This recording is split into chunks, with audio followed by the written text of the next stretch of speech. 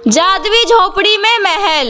माधवपुर में गोपाल नाम के एक व्यक्ति अपने पत्नी शालू और अपने बेटे राघव के साथ रहता था। वो गोपाल की दूसरी पत्नी थी। उसकी पहली पत्नी बेटा राघव को जन्म देने के कुछ ही महीने बाद गुजर गई। फिर गोपाल ने शालू से दूसरी शादी कर ली। शालू राघव की देखभाल करने लगी। एक रोज अचानक से शालू को चक्कर आने लगे और उसे पता चला कि वह माँ बनने वाली है।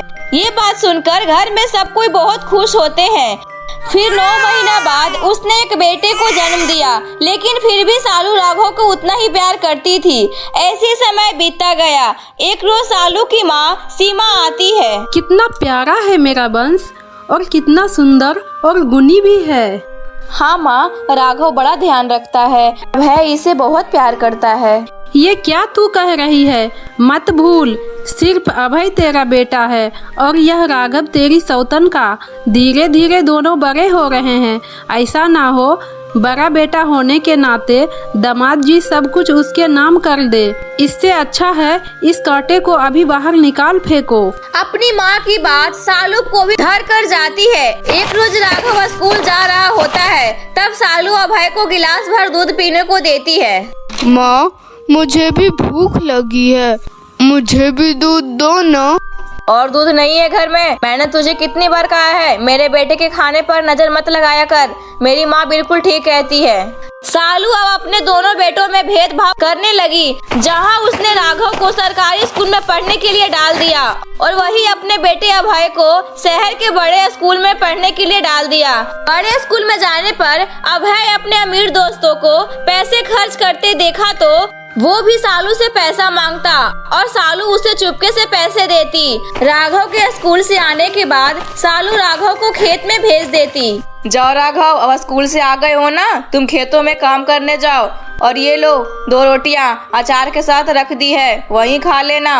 और अब है, आओ मेरे लाल, मैं तेरे लिए पास्ता बना देती हूँ। राघव रोता हुआ खेतों में चला गया और पेड़ के नीचे रोते हुए वो सूखी रोटी खाने लगा। फिर 10वीं के बाद शालू ने राघव की पढ़ाई छुड़वा दी। ऐसे ही समय बीतता गया। दोनों बच्चे बड़े हो गए। अब शालू ने राघव की शादी गांव की एक सीधी सादी लड़की नंदिनी के साथ करवा दी, जबकि अभय शहर के एक मॉडल लड़की को ब्याह कर ले आया। लेकिन शादी के बाद शालू अपनी बहू से कुछ काम नहीं करवाती, उसे पार्लर और घूमने फिरने भेज देती, जबकि नंदिनी से घर के सारे काम करवाती और राघव से खेतों के। साथ ही अपने बेटे अभय का जिद को दिन पे दिन पूरा करती गई और वो जितने पैसे मांगता वह देते गई। धीरे धीरे शालू और अभय ने मिलकर गोपाल को पूरी तरह राघव और नंदिनी के खिलाफ कर दिया और उन्हें घर से निकाल दिया। अब तुम दोनों यहाँ नहीं रहोगी, तुम लोग जंगल में बने हमारे पुराने घर में चले जाओ। इसके अलावा देने के लिए मेरे पास कुछ भी नहीं है। सुना नहीं क्या कहा इन्होंने? चलो निकलो यहाँ से। राघव नंदिनी के साथ चला गया। जाते हुए पीछे से गोपाल उसके पास आया। राघव बेटा, अपने इस बूढ़े बाप को माफ करना, लेकिन मैं नहीं चाहता था कि बचपन से लेकर आज तक तूने जो शालू का अत्याचार सहा है वो तुम्हारी पत्नी भी सहे।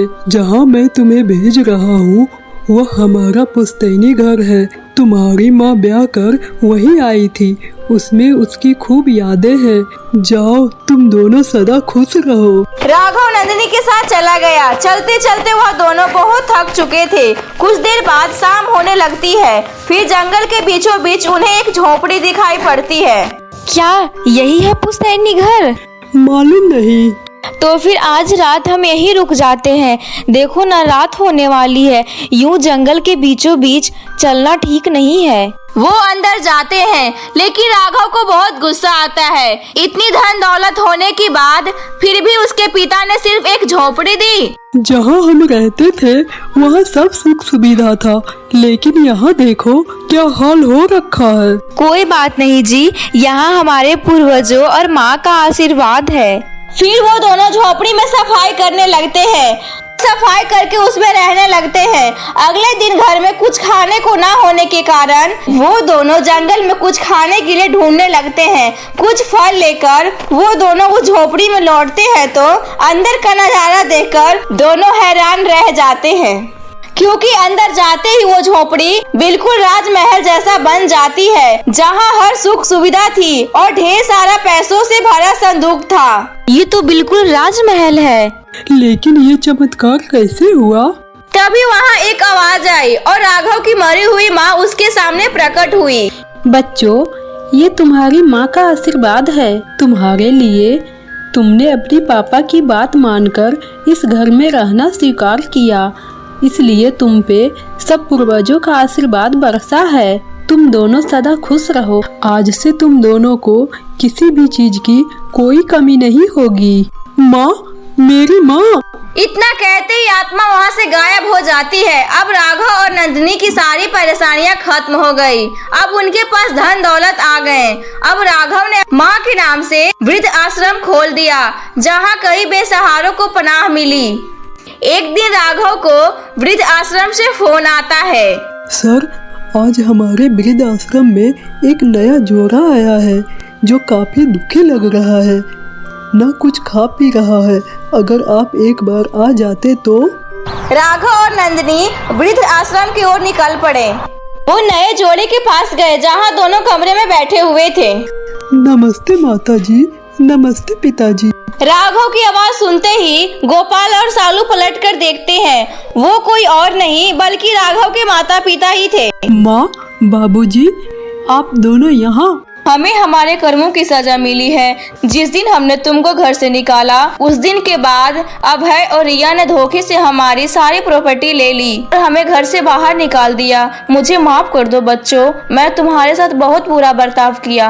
आप माफी मत मांगो माँ। आप दोनों यहाँ नहीं, अपने इस बेटे के साथ उसके घर में ही रहोगे।